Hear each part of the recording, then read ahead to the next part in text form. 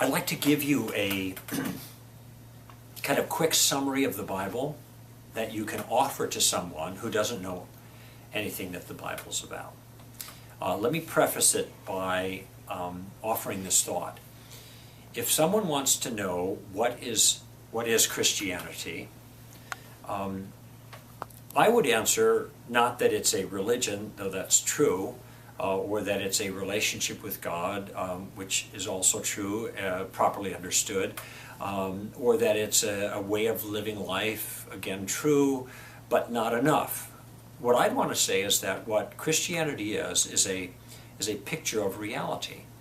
It's a description about the way the world actually is. It's not just a belief system, but it's meant to be a characterization of the way the world is, a view of the world, or a worldview.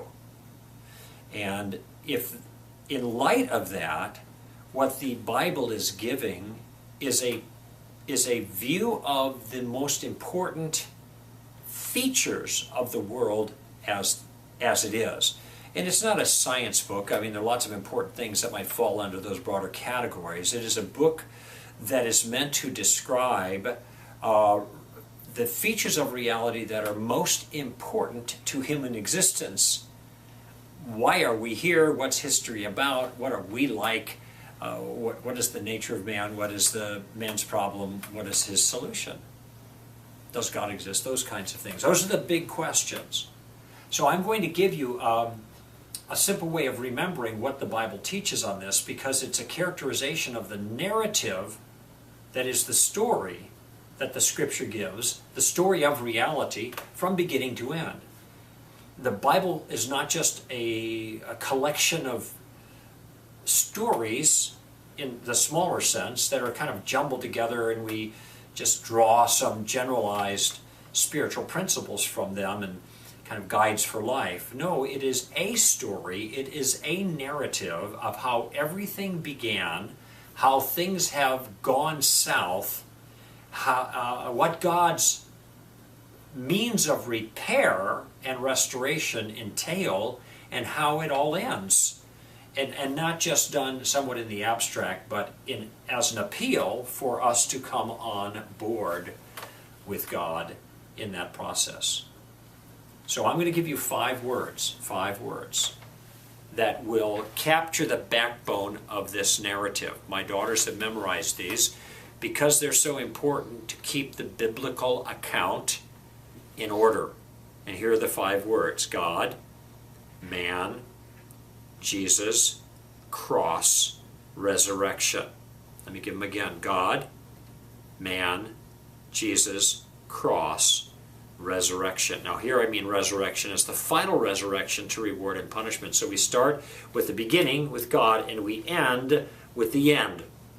Genesis through Revelation, it's covered all there. And what the Bible as a narrative given by God is meant to show us is how things began, the part that God intends man to play in the broad picture, what went wrong with man, what God did in establishing a rescue plan for man, how he did it, and what the final outcome of that is. It's like any other good story. It has a beginning, it has conflict, it has conflict resolution, and it has a denouement, or an ending that brings everything together. And the story can be told in those five kind of theological categories that are temporal categories as well: God, man, Jesus, cross, resurrection. That is, God being the initial character of the story, about whom the story is told. That is, he's the center. Created a kingdom, king and dom. In the beginning, God created the heavens and the earth, which included man. And man, being unique, was made in God's image to be in relationship or friendship with him. But man chose to rebel against his sovereign, which created a tremendous problem. Man now is unplugged from the source of all of his happiness and fulfillment and being, the way he was created by God, and is also under God's judgment because of the rebellion. Now what? God establishes a rescue plan by becoming a man himself in Jesus. Jesus lived the perfect life we ought to have lived, and then paid the price for the rebellion that we ought to have received given the rebellion against God, making it possible for us to be forgiven. And so a trade then takes place. And this transaction happened at a place called Calvary, where Jesus died on a cross. And the cross was the place where Jesus received the punishment we deserved, so that those who put their trust in him can receive his goodness and his merits, if you will. We would be seen as Jesus and his perfections instead of receiving the judgment we deserved. What we decide about what God did through us for Jesus on the cross will determine what happens to us in the final resurrection.